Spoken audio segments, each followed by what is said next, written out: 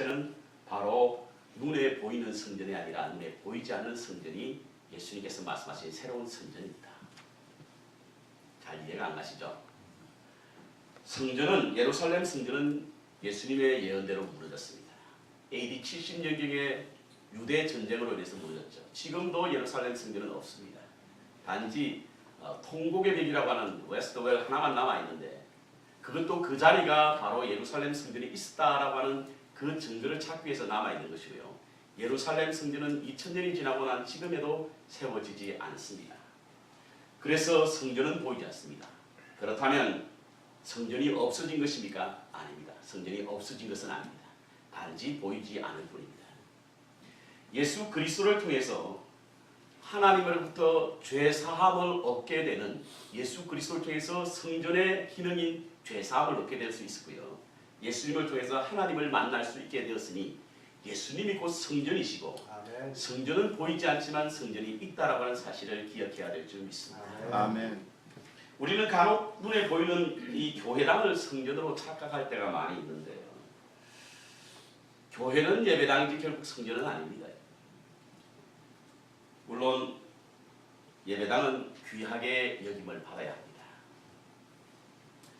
그런데 이곳이 귀하게 여김을 받는 이유는 성전이기 때문에 그 귀하게 여김을 받는 것이 아니라, 거룩한 것이 아니라 거룩한 목적으로 사용되기 때문에 거룩함을 받아야 된다는 사실인 것입니다.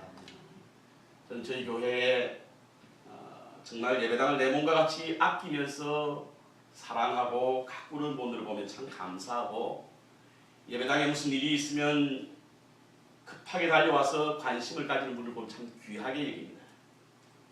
그런데 이 예배당이 거룩한 목적에 사용되지 않으면 이것은 하나님 앞에 아무짝에도 쓸모없는 그런 하나의 건물일 수밖에 없다는 사실을 기억해야 될 줄 믿습니다. 성전은 더 이상 보이지 않습니다. 보이는 성전 시대는 사라졌습니다. 두 번째로 새로운 성전은 바로 건물이 아니라 공동체라고 하는 사실을 기억해야 될 줄 믿습니다. 성전은 예수님이라고 했는데 예수님이 어디 계실까? 예수님이 어디 계실까? 여러분, 예수님이 어디 계실 것 같아요? 마태복음 18장 20절에 보면 두세 사람이 내 이름으로 모이는 곳에는 나도 그들 중에 있느니라. 아멘. 사람들 가운데 예수님이 계시고 사람들 가운데 새로운 성전이 있다라고 하는 사실인 것입니다. 그래서 고린도전서 12장 27절에 보면 사도 바울은 너희는 그리스도의 몸이요, 고린도전서 3장 9절에 보면 우리는 하나님의 동력자요 너희는 하나님의 밭이요 하나님의 전이니라 이렇게 말씀하고 있습니다. 그러니까 보이지 않는 하나님의 전은 어디에 있냐면 바로 우리의 공동체 안에 있다는 사실이에요. 아멘. 우리가 하나님의 성전입니다. 아멘. 그렇다고 한다면 오늘 우리가 주의 성전에 이르렀다고 하는 것은 주의 건물에 이르렀다는 뜻이 아니고 우리의 주의 이름으로 모이는 우리의 공동체에 이르렀다고 하는 것입니다. 여기 여러분이 아무도 안 계시고 비어 있으면 이것은 성전이 아니에요. 예배당이지. 그러나 우리가 회중 속에 함께 모여서 하나님 앞에 예배를 드릴 때에 우리 가운데 하나님의 성전이 임한다는 사실입니다. 아멘. 우리가 하나님의 성전이라는 것입니다. 그래서 공동체를 위해 헌신하는 것은요, 바로 성전을 위해 헌신하는 것입니다. 예배당에 나와 성도 간에 서로 화목하고 교제하며 섬기는 것은 바로 성전을 아름답게 하는 것이라는 사실을 꼭 기억해야 될 줄 믿습니다. 아멘.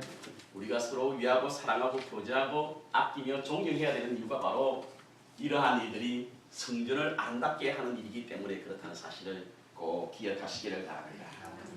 자, 이렇듯 새로운 성전은 보이는 건물이 아니라 보이지 않는 그리스도의 몸인 공동체다라고 할 때에 우리에게 여기는 굉장한 큰 가르침이 있습니다. 어떤 가르침이 있냐면 첫 번째로 하나님이 어떤 특정한 공간에 매이지 않는다는 사실이에요. 만약에 성전이 어느 특정한 지역에 있다고 한다면 하나님은 그곳에 매이는 거예요. 그런데 하나님의 성전이 보이지 않는 곳에 있다고 한다면 주님은 매이지 않는 분입니다. 유대인들은, 이스라엘 백성들은 자꾸 하나님을 성전 안에 가두려고 했습니다. 그래서 1년에 3차례 모든 이스라엘 백성들은 다 절기 때마다 성전에 와서 제사를 드려야 되고 성전에 와서 하나님을 만나라라고 말했습니다. 그래서 예루살렘 성전만이 그들의 제사터가 되었던 거예요. 다른 회당들은 전부 다 하나님의 말씀을 가르치는 곳이었고 성전만이 그들의 제사의 터가 되었기 때문에 어느 특정한 공간에 하나님을 가두려고 했습니다. 그런데 주님께서는 부활하셨지 않습니까? 부활하신 주님이 성전이지 않습니까? 그래서 주님은 어느 한 곳에 매이지 않는다는 사실을 기억해야 될 줄 믿습니다. 아멘. 그렇다고 천하가 다 성전이에요. 천지가 다 하나님의 성전이라는 사실을 우리가 꼭 기억해야 됩니다. 아멘. 사실은 예루살렘 성전을 처음으로 지었던 솔로몬도 성전은 지었지만 하나님은 그곳에 갇혀 계실 것이라는 생각을 하지 않았습니다. 그는 7년 동안 예루살렘 성전을 지었지 않습니까? 참으로 아름다운 백향목으로 성전을 지었습니다. 금으로 다 도금을 해서 성전을 아름답고 빛나게 만들었습니다. 그렇게 신신망고 끝에 7년 동안 성전을 짓고 나서 그가 기도할 때 뭐라고 기도했냐면 하나님께서 땅 위에 계시기를 우리가 어찌 바라겠습니까? 저 하늘의 하늘이라도 주님 보시기에 부족할 때인데 제가 지은 이 성전이야 더 말하여 무엇을 하겠습니까? 그렇죠, 여러분. 하나님께서는 성전의 메인분이 아니라는 사실을 기억해야 될 줄 믿습니다. 아멘. 천지가 다 하나님의 성전이고 천하가 다 주님이 계신다는 사실을 기억해야 될 줄 믿습니다. 근데 우리는 간혹 교회가 성전이라 생각해가지고 이 교회를 우상화시킬 때가 참 많습니다. 교회 올 때 예배드리러 올 때 잘 꾸며입고 그리고 예배 올 때 교회당에서는 우리가 겸손해야 되고 교회당에서는 우리가 고요해야 되고 그렇게 해야 되고 이렇게 생활해서 그래서 성전을 그렇게 생각합니다. 거기까지는 좋습니다. 그런데요 문제는 거기까지는 좋은데 그러면 교회를 떠날 때는 어떡하겠습니까? 마치 우리는 예배당을 성전으로 생각할 때에 그럼 교회를 떠날 때는 하나님이 두고 갑니다. 하나님 빠이빠이 다음 주에 또 올게요. 그때 뵙겠습니다. 그러면서 우리의 삶은 전혀 하나님이 함께하지 않는 삶을 살아가고 있다는 사실인 것입니다. 그렇습니다. 하나님은 어느 특정한 곳에 매이지 않는 분임을 기억해야 될 줄 믿습니다. 하나님은 여러분들이 매를 해도 하나님은 매이지 않는 분이세요. 그런데 우리는 우리의 신앙 속에 하나님을 교회 예배당 안에 가두어 놓고 우리는 떠나 있으면서 우리는 세상에서 마음껏 하나님이 없는 삶을 살면서 하나님을 떠나 있는 삶을 살면서 다시금 하나님을 만나러 올 때 그때만 하나님이 계신 것 같은 착각에 사로잡힐 때가 있다는 사실인 것입니다. 하나님은 매이지 않는 분이라는 사실을 기억해야 될 줄 믿습니다. 두 번째로 어느 특정한 민족에 얽매이지 않는 분이 하나님이십니다. 예루살렘 성전은 유대인만을 위한 성전이었습니다. 물론 이방인의 뜰이 있었죠. 그런데 이방인의 뜰에는 무슨 일이 벌어졌습니까? 장사하느라고 이방인들이 그곳에 머물 수가 없었습니다. 이방인을 위한 뜰을 만들어놓고 그곳에 장사하는 사람들로 이방인들이 빠질 틈이 없었던 거예요. 예수님께서 왜 만민이 기도하는 집이라고 말씀하셨는지 아시지 않습니까? 그것은 어떤 민족, 어떤 인종에게까지 그 성전은 개방되어 있어야 하고 예배를 드려야 하는 곳인데도 불구하고 이방인의 뜰이라고 만들어 놓고는 그곳에 너희들이 점령하여 마치 도적의 굴과 같이 만든다는 사실인 거예요. 그래서 그들을 쫓아냈습니다. 그리고 그 성전을 헐게 만들었습니다. 다시금 주님으로 말미암아 새로운 성전을 건설했는데 그 성전은 어떤 성전이냐면 바로 어떤 민족, 어떤 인종에게도 얽매이지 않는 부활하신 예수님이 새로운 성전이라는 사실을 기억해야 될 줄 믿습니다. 우리는 요한복음 4장에서 수가성 여인의 대화를 통해서 알 수 있지 않습니까? 수가성 여인의 고백은요, 자기는 이 산에서 그리고 유대인들이 예루살렘 산에서 성에서 제사를 드려야 된다고 했을 때 주님께서는 장수가 중요하지 않다고 말씀하셨죠. 그 장수가 중요하지 않다고 해서 단지 장수의 의미가 아니라 인종, 민족적 차별이 중요하지 않다는 거예요. 예배할 때가 오나 때가 중요해요. 신령과 진정으로 어떤 마음을 자세를 갖고 예배를 드리냐 그게 중요한 사실이에요. 그렇습니다. 새로운 성전은 신령과 진정으로 예배하는 모든 세대와 민족에게 거하시는 하나님이시므로 그렇게 예배하는 자를 하나님이 찾으신다는 사실을 기억해야 될 줄 믿습니다. 그렇다고 한다면요 우리가 하나님 제사를 지내러 예루살렘까지 갈 필요 없습니다. 이스라엘 민족이 할 이유도 없어요. 주님은 부활하셔서 새로운 성전을 당신의 몸으로 만드시고는 어떤 인종, 어떤 장소, 어떤 공간, 어떤 시간에도 주님은 우리로 하여금 예배케 만드시고 제사를 드리게 만드시고 그것을 통해서 우리가 죄사함을 얻게 만드시고 그것을 통해서 우리가 하나님을 만날 수 있는 공간을 만드셨으니 새로운 성전은 우리로 하여금 하나님의 새로운 세계를 열게 하는 귀한 은혜가 된다는 사실을 기억해야 될 줄 믿습니다. 아멘. 그렇다면 우리가 교회란 무엇이냐? 교회란 무엇이냐? 우리가 두 번째 읽었던 예레미야서 1장 22절에 보면 또 만물을 그 발 아래 복종하게 하시고 그를 만물 위에 교회의 머리로 주셨느니라 라고 말씀했습니다. 자, 만물을 발 아래 복종케 하신 예수님께서는 교회의 머리가 되게 하셨다는 거예요. 그리고 23절에 교회는 그의 몸이다. 예수님은 교회의 머리고 교회는 그의 몸입니다. 골로새서 1장 8절에도 그의 몸인 교회의 머리시라. 그러니까 근본이시요 죽은 자들 가운데 먼저 나신 이는 친히 만물의 어뜸이 되신다라고 말씀하고 있습니다. 여러분, 교회를 뜻하는 에클레시아스라고 하는 말이요, 이 그리스 헬라 에클레시아스라는 말은 에크라고 하는 글레시아스라는 말과 두 개 합성하지 않습니까? 에클레시아스의 원래 말의 의미는 부르다는 뜻이거든요. 그런데 에크라고 하는 이 정면은요, 몸으로부터 어떤 것으로부터라고 하는 뜻이고, 레시아스라고 하는 부르다는 뜻입니다. 그래서 어떤 것으로부터 부름을 받은 것이 바로 교회인데요. 일반적으로 신약과 구약에 쓰일 때는 어떤 것으로부터 부름을 받았냐? 신으로부터 부름을 받았다라고 말할 때 흔히 에클레시아스라는 말을 쓰는 것입니다. 교회라고 하는 것은 하나님으로부터 부르심을 받은 공간인 줄 믿습니다. 아멘. 우리 주님으로부터 부르심을 받은 것이 바로 교회입니다. 그렇기 때문에 교회는 누가 그 교회의 머리냐? 바로 주님이 머리라는 사실이에요. 부르신 분이 머리라고 합니다.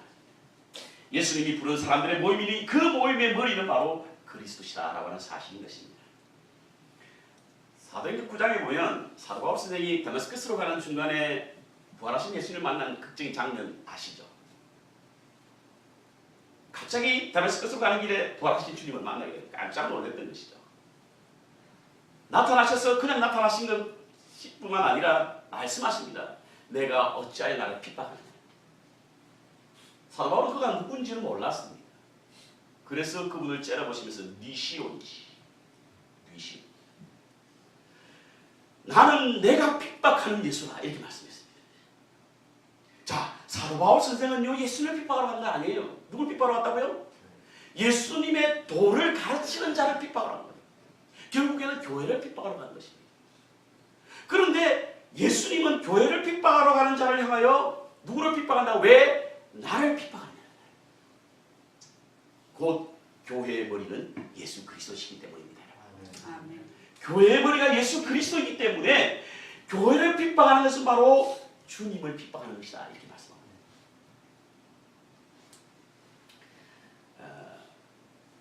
어느 책에 읽었는지 잘 기억이 안 납니다. 그렇지만 이 예와 내용이 생각이 나서 여기서 이야기합니다. 어떤 분이 여행을 하면서 비행기에 올라서 여행을 하기 위해 준비하고 있는데 어떤 신사 남자분이 자기 자리 옆에 딱 앉으라는 거예요. 그러면서 앉자마자 열심히 기도를 하더라고요.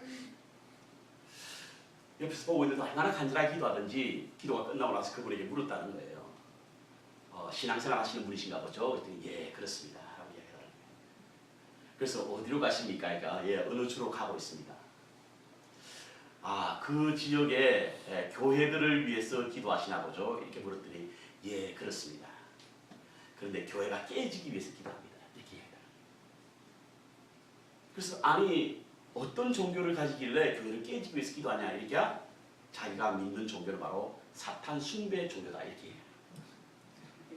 여러분 미국에서 사탄 숭배하는 종교들 많습니다. 여러분 사탄을 숭배하는 사람들이 많아요. 노골적으로 드러내놓고 자기가 사탄을 숭배하는 것인데 자기가 가는 그 지역의 교회를 분리시키고 깨지기 위해서 기도한다.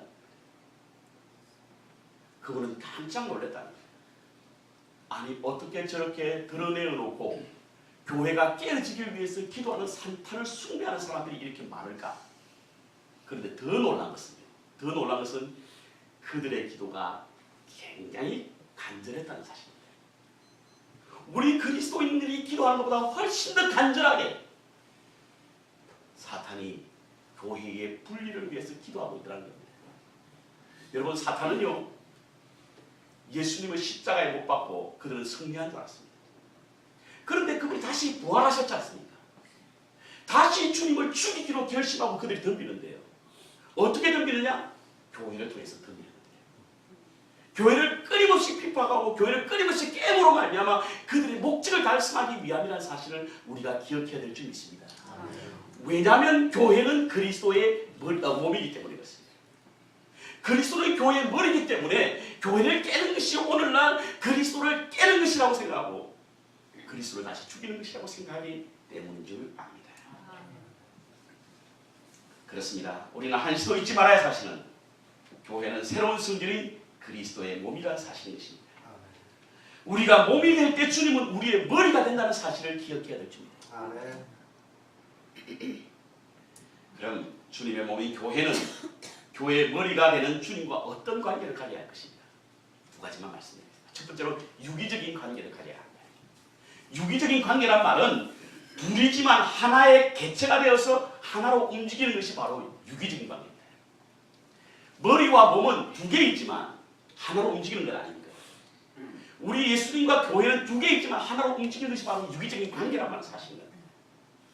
교회는 주님께서 움직인 대로 함께 움직여야만 그곳이 우리 교회가 진정으로 그리스도의 몸이 될 수 있다는 사실을 기억해야 될 줄 믿습니다.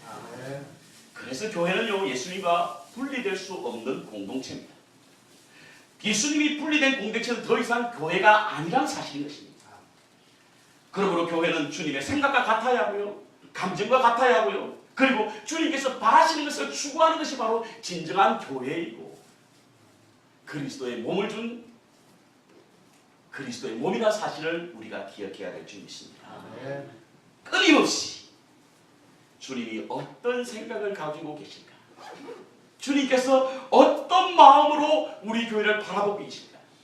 주님이 추구하는 방향이 어떤 것일까? 생각하고 묵상하고 그것을 위해 추구해야 하는 것이 바로 그리스도의 몸인 우리 교회라는 사실을 잊지 말아야 될 줄 믿습니다. 교회가요, 예수님과 얼마나 유기적인 관계를 원활히 갖느냐에 따라서 그 생명력의 정도를 판가름할 수 있습니다. 우리 교회가 살아있는 교회냐 살아있지 않는 교회냐를 어떻게 판가름하냐면 무슨 활동을 많이 하고 선교 활동을 많이 하고 뭐 어떤 행동을 많이 하는 것이 아니라 얼마만큼 우리 교회의 머리가 되신 주님과의 생각이 같고 감정이 같고 마음이 같고 추구하는 방향이 같은가에 따라서 그곳에 그 교회가 생명력이 있는가 없는가를 알 수 있다는 사실입니다. 아멘. 주님은 생명의 참 포도나무.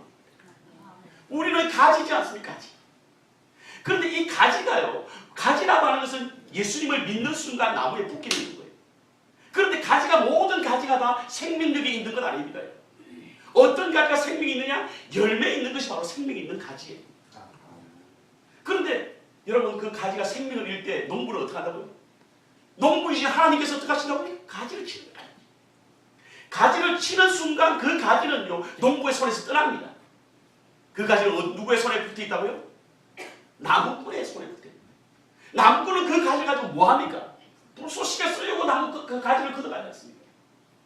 우리 교회가 생명력이 없다고 한다면 우리 하나님의 농부이신 하나님의 손에서 벗어나고 결국에는 나무꾼들이 가져갈 수밖에 없다는 사실을 기억해야 될 줄 믿습니다. 창세기 3장에 보면요, 아담이 선악과라고 고민하지 않습니까? 이거 먹으면 죽는데 먹었죠? 죽었습니까? 안 죽었습니까? 안 죽었어요. 살았잖아요. 눈을 시퍼렇게 뜨고 살았는데.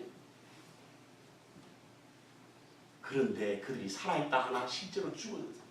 왜? 하나님과의 관계가 끊어졌기 때문에. 영적 관계가 끊어진 것은 살아있으나 죽은 영혼입니다.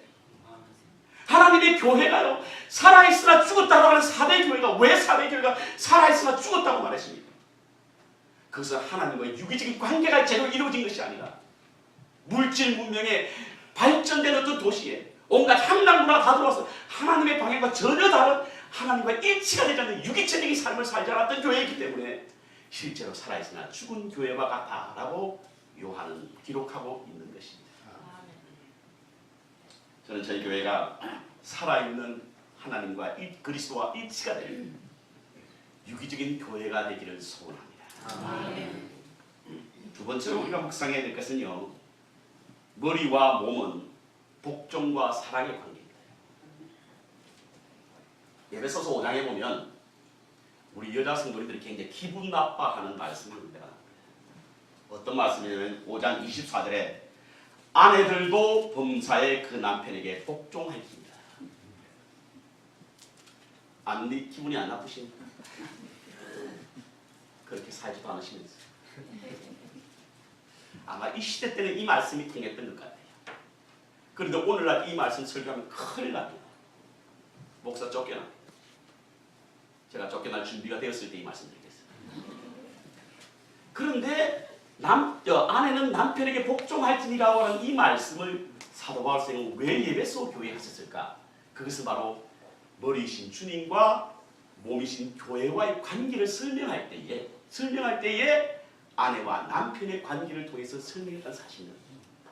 자, 머리는 컨트롤 타워지 않습니까? 맞죠? 머리는 지시를 내는 것입니다. 몸은 그 머리에 순종해야 됩니다. 그래야만 건강한 몸이 될 수 있어요. 그런데 머리가 지시를 내리는데도 몸이 순종하지 않을 때 어떤 일이 벌어진다? 그것은 곧 식물인간이 되고 마는 것입니다. 오늘날 하나님의 몸된 교회가 식물교회가 된 교회가 얼마나 많습니다. 실제로 살아있는 것 같고 건강한 것처럼 보이지만 아무 내용도 없는 식물인과 같은 그런 식물교회들이 많다는 사실에 우리가 귀를 기울여야 될 줄 믿습니다. 아멘. 주님이 가르침이 우리의 불편한 이유 때문에 하지 않는다고 한다면 그것은 주님이 머리가 아니라 자신의 의지가 머리가 된다는 사실을 우리가 기억해야만 합니다. 그다음 몸에는 지체가 있죠. 머리는 그리스도고 몸이 우리 교회라고 한다면 교회는 지체가 있습니다. 몸에는 지체가 있습니다. 몸의 지체가 어때야 될 것이냐 다음 주에 설교하도록 하겠습니다. 회복하는 공동체라는 제목으로 제가 다음 주 설교를 준비할까 합니다. 그렇습니다. 예수님께서 새로운 성전시를 열었습니다. 그 새로운 성전은 바로 보이는 교회가 아니라 보이지 않는 교회입니다. 그 보이지 않는 교회는 건물이 아니라 공동체라는 사실을 기억해야 될 줄 믿습니다. 주님께서는 이 말씀을 통하여 하나님이 성전에 매이지 않는다는 사실을 알게 하셨고 그리고 그것은 모든 인정을 초월한 하나님의 성전임을 말씀해 주고 있습니다. 그래서 우리 교회는 그리스도를 우리 교회의 머리로 삼아야 하고 우리는 그리스도의 몸이 되어야 될 줄 믿습니다. 몸이 된다는 하는 사실은 머리와 유기적인 관계를 가지게 될 때 비로소 건강한 몸이 될 수 있습니다. 뿐만 아니라 주님의 말씀에 복종하고 예수님은 우리를 사랑하는 관계가 되어야만 건강한 몸이 될 수 있다는 사실을 기억해야 될 줄 믿습니다. 말씀의 결론을 내리겠습니다. 저는 말씀을 준비하면서요. 예수님이 한탄하시는 말씀이 문득 떠올라서 잠깐 설교를 멈췄던 적이 있습니다. 그 말씀이 어떤 말씀이냐면 마태복음 8장 20절에 여우도 굴이 있고 공중에 새로 거처가 있을 때 인자는 물이 둘 곳이 없다. 물론 이 말씀이 오늘 본문의 교회를 두고 하시는 말씀은 아닙니다. 주님은 당시 말씀대로 평생 동안 물이 둘 곳이 없이 사셨던 분이 바로 주님이십니다. 그런데 우리는 이 말씀을 두고 우리 교회가 레마로 들어야 될 줄 믿습니다. 여러분 우리 교회가 주님의 머리가 둘 곳이 되면 얼마나 좋겠습니까? 주님은 이 시간에도 머리 둘 곳이 없어 찾고 있다고 한다면 오늘 우리 키즈 중앙 감리교회가 주님이 머리 둘 곳이 되어야 될 줄 믿습니다. 그러겠습니다. 우리가 끊임없는 하나님 그리스도와 유기적인 관계가 되어야 하고 그리스도의 말씀에 복종하고 순종해야만 우리 주님 이곳에 머리를 두어 이 시대에 주님께서 원하시고 추구하시는 방향 우리 키즈 중앙 감리교회를 사용하셔서 당신의 뜻을 이루게 된다는 사실을 기억하시고 하나님이 보내시는 축제 향연에 우리 공동체가 매일 예배를 통해서 하나님의 축제 신적 축제에 참여할 수 있는 은혜가 있길 바라고 그곳에 참여하는 기쁨과 즐거움이 우리 공동체와 성도들의 각 가정에 넘치기를 주의 이름으로 축원합니다. 아멘.